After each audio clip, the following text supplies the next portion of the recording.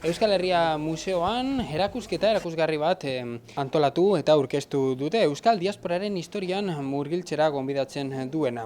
Azebal Idigorazen artea da hau. Arturo Azebal Idigoraz, Euskadi Argentina erakusketa deitzen da erakusketa hau eta haren katalogoak kulturaren esentzia leku ezberdinetara eraman zutela azaltzen du erakusketa honek.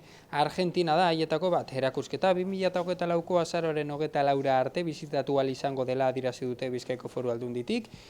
Eta Euskal Herria Museoan egin daitekela, Gernika Lumon gainera, topaketak, bizitak, idatuak eta Alfonsina Leranoz ikertzaile argentinarraren hitzaldi bat eskainiko direla ere aipatu dute. Erakusketa horren inguruan egingo direla azalduz.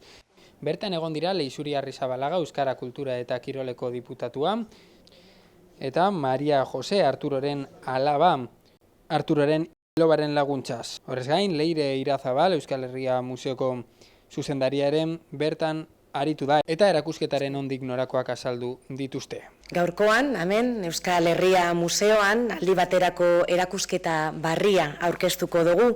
Arturo Azebal Idigoraz, Euskadi, Argentina.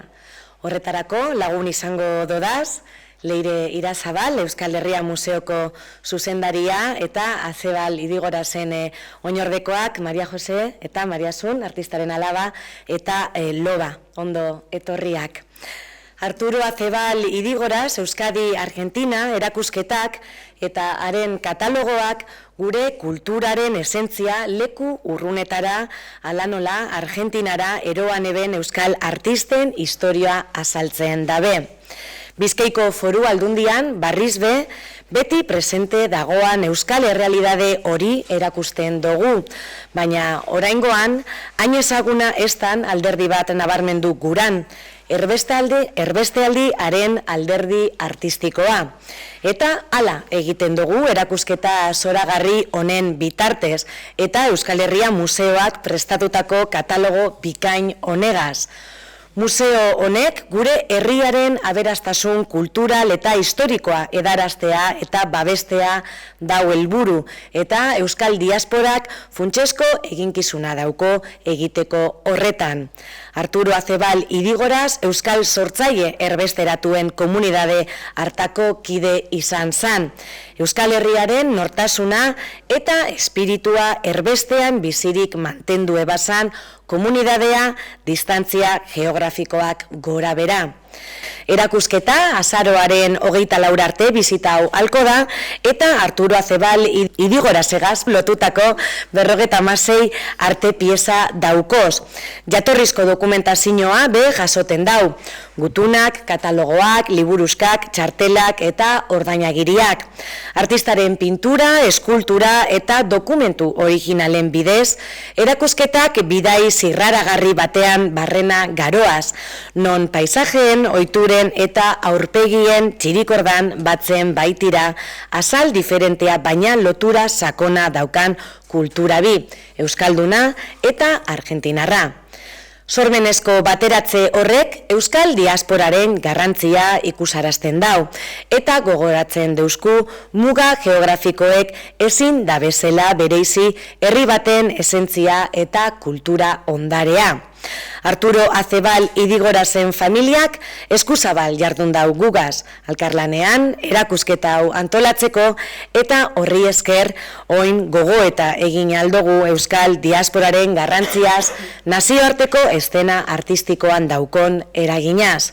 Neure eskerrik beroenak eman gura deutzedaz, Leire Irazabali eta a María José Azebal y a Mariasun, muchísimas gracias por acompañarnos hoy y por vuestra dedicación en la realización de esta muestra. Xabierrak berak landutako materialak izan ditugu, zati nabarmen bat izan ditugu base edo oinarri bezala erakusketa hau egin ahal izateko.